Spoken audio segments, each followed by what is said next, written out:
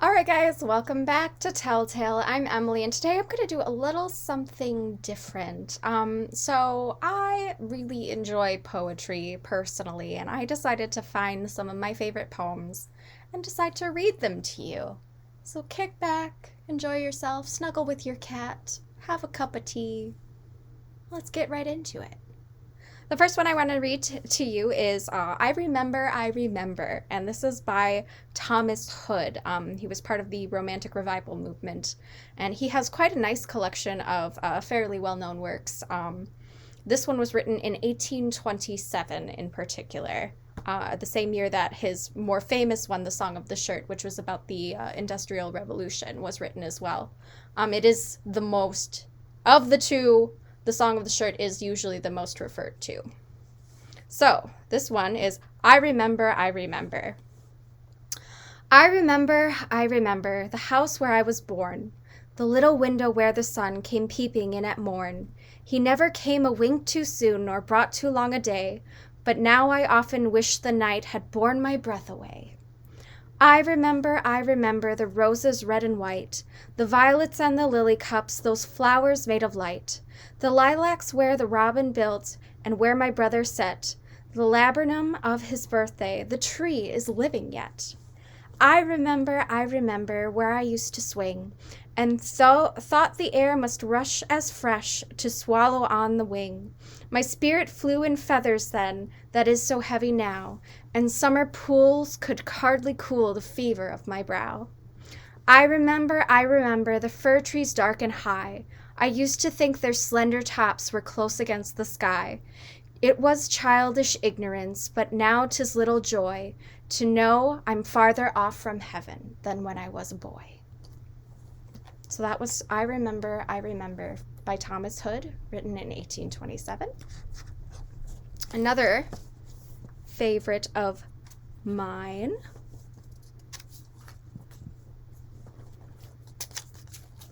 is Ruby Chapel, or Rugby Chapel. Why did I always say Ruby Chapel? I do that every time I read this freaking poem.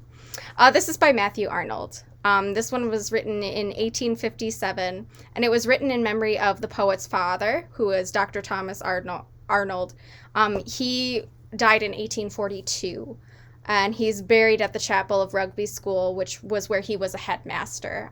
So this is Matthew Arnold's kind of homage to his father, and I thought it's just a really beautiful piece.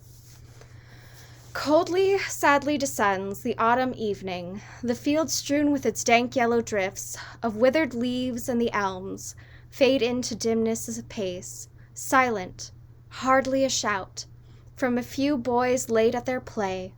The lights come out in the street, in the schoolroom windows, but the cold, solemn, unlighted austere, through the gathering darkness, arise the chapel walls in whose bound thou, my father, art laid. There thou dost lie in the gloom of the autumn evening, but that word gloom to my mind brings thee back in the light of thy radiant figure again. In the gloom of November we passed, days not dark at thy side, seasons impaired not the ray of thy buoyant cheerfulness clear. Such thou wast, and I stand in the autumn evening and think of bygone autumns with thee. 15 years have gone round since thou arosest to tread, in the summer morning, the road of death, at a call unforeseen, sudden. For 15 years we who till then in thy shade rested as under the boughs of a mighty oak, and have endured sunshine and rain as we might, bare, unshaded, alone, lacking the shelter of thee. O strong soul, by what shore tarriest thou now? For that force, surely, has not been left vain. Somewhere surely afar, in the sounding labor-house vast of being, is practiced that strength, zealous, beneficent, firm. Yes, in some far shining sphere, conscious or not of the past, still thou performest the word of the Spirit in whom thou dost live, prompt, unwearied as here. Still thou upraisest with zeal the humble good from the ground, sternly repressed the bad. Still like a trumpet dost rouse those who with half-open eyes tread the borderland dim, twixt vice and virtue revivest Siscorus. This was thy work, this was thy life upon the earth. What is the course of the life of mortal men on the earth? Most men eddy about here and there, eat and drink, chatter and love and hate, gather and squander, are raised aloft, are hurled in the dust, striving blindly, achieving nothing, and then they die, perish, and no one asks who or what they have been, more than he asks what waves in the moonlit solitudes mild of the midmost ocean have swelled, foamed for a moment, and gone. And there are some who, athirst ardent unquenchable fires, not with the crowd to be spent, not without aim to go round, in an eddy of purposeless dust, effort unmeaning and vain. Ah, yes, some of us strive not without action to die, fruitless but something to snatch from dull oblivion, nor all glut the devouring grave. We have chosen our path to a clear purposed goal, path of advance, but it leads a long steep journey through sunk gorges, o'er mountains and snow. Cheerful with friends we set forth, and then on the height comes the storm. Thunder crashes from rock to rock, the cataracts reply. Lightning dazzles our eyes, roaring torrents have breached the track, the stream bed descends, in the place where the wayfarer once planted his footsteps. The spray boils o'er its borders. Aloft the unseen snowbeds dislodge. There hanging ruin, alas! Havoc is made in our train. Friends who set forth at our side falter, are lost in the storm. We are only left. With a frowning foreheads, with lips sternly compressed, we strain on and nightfall at last. On and at nightfall at last. Come to the end of our way, to the lonely inn mid the rocks, where the gaunt and taciturn host stands on the threshold, the wind shaking his thin white hairs, holds his lantern to scan our storm-beat figures, and asks whom in our party we bring, whom we have left in the snow. Sadly we answer, we bring only ourselves. We lost sight of the rest in the storm. Hardly ourselves we fought through, stripped without friends as we are. Friends, companions, and train, the avalanche swept from our side. But thou wouldest not alone be saved, my father. Alone conquer and come to thy goal, leaving the rest in the wild. We were weary and we fearful, and in our march fain to drop down and to die. Still thou turnest and still beckonest to the trembler, and still gavest the weary thy hand. If in the paths of the world stones might have wounded thy feet, toil or dejection have tried thy spirit, of that we saw nothing. To us thou wast still, cheerful and helpful and firm. Therefore to thee it was given, many to save with thyself, and at the end of thy day, O faithful shepherd, to come, bringing thy sleep in thy hand. And through thee I believe in the noble and great who are gone, pure souls honored and blessed by former ages. Who else? Such soulless, so poor as the race of men whom I see, seemed but a dream of the heart, seemed but a cry of desire. Yes, I believe there lived others like thee in the past, not like the men of the crowd, who all around me today bluster or cringe and make life hideous and arid and vile, but souls tempered with fire, fervent, heroic, and good, helpers and friends of mankind. Servants of God, or sons, shall I not call you? Because not as servants ye knew your Father's innermost mind, his who unwillingly sees one of his little ones lost. Yours is the praise of mankind hath not as yet in its march fainted and fallen and died. See, in the rocks of the world marches the host of mankind, a feeble, wavering line. Where are they tending? A God marshaled them, gave them their goal. Ah, but the way is so long. Years they have been in the wild. Sore thirst plagues them, the rocks rising all around overawe.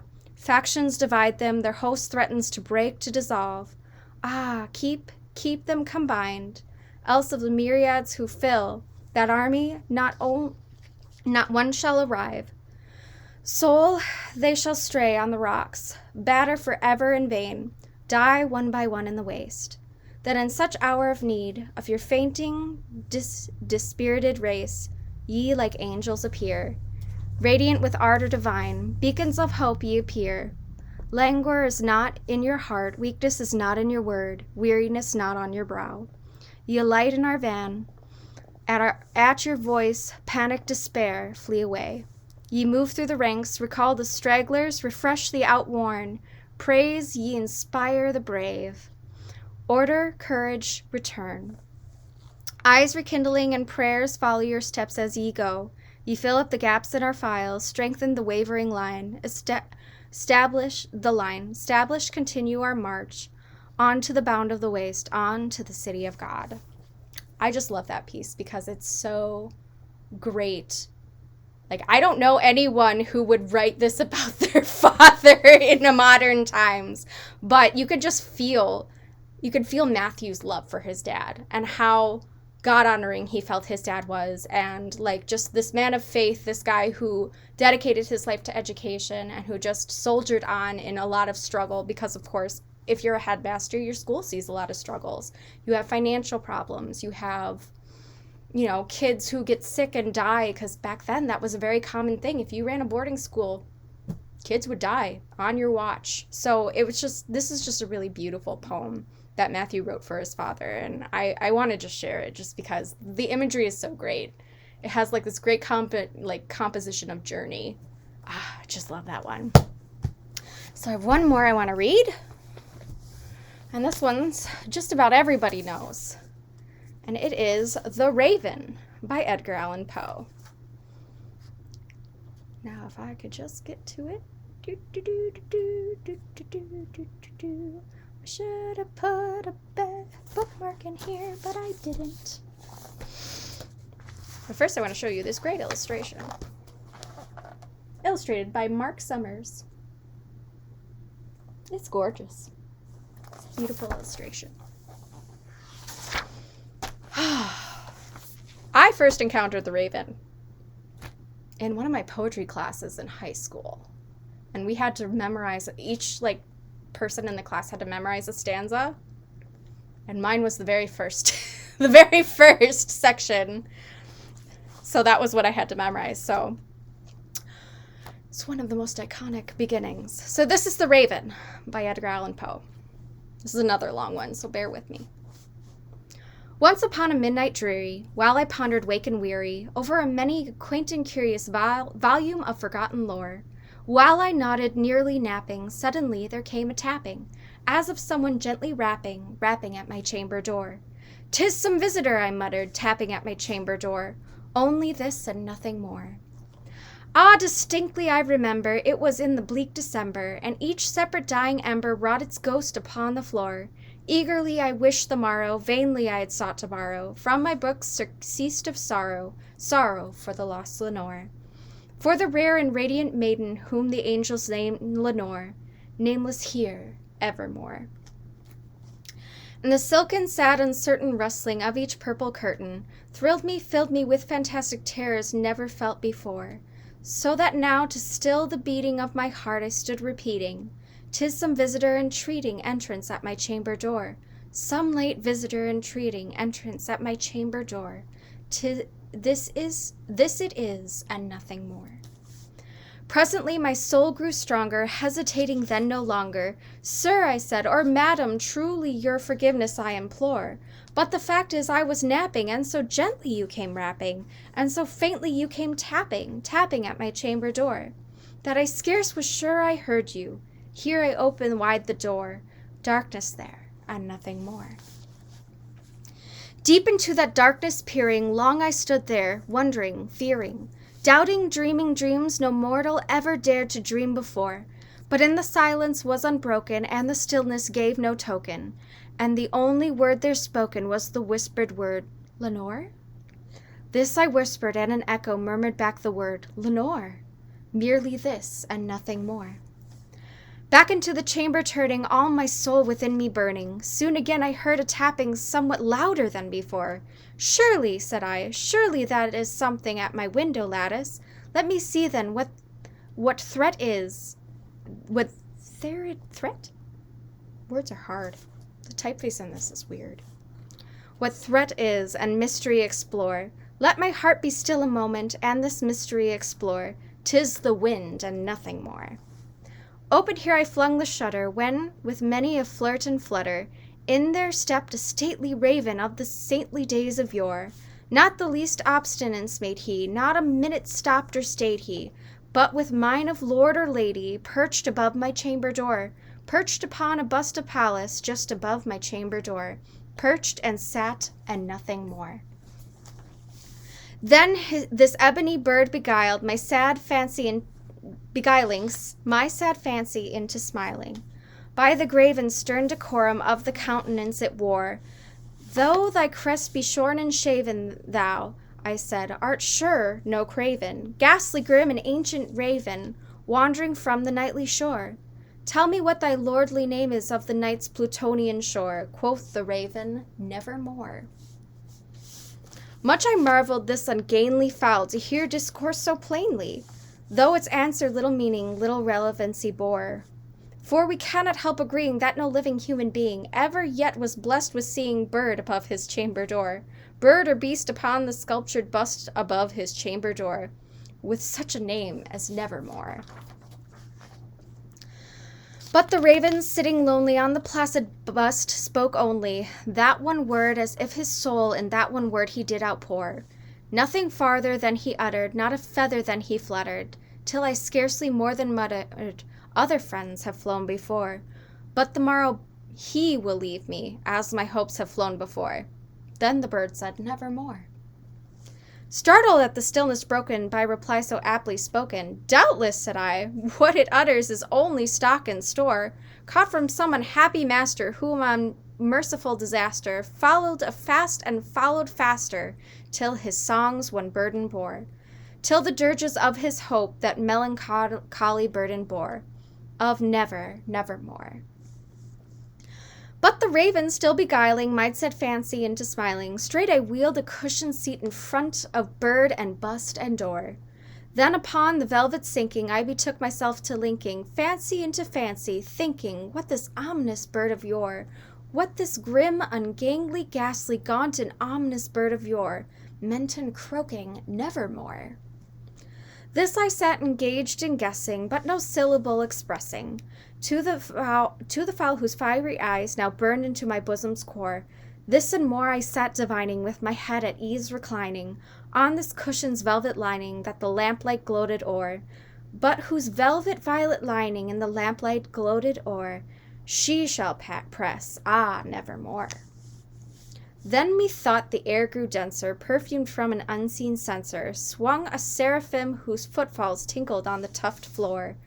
Wretch, I cried, thy God hath lent thee, by these angels he has sent thee, respite, and nepenthe from thy memories of Lenore.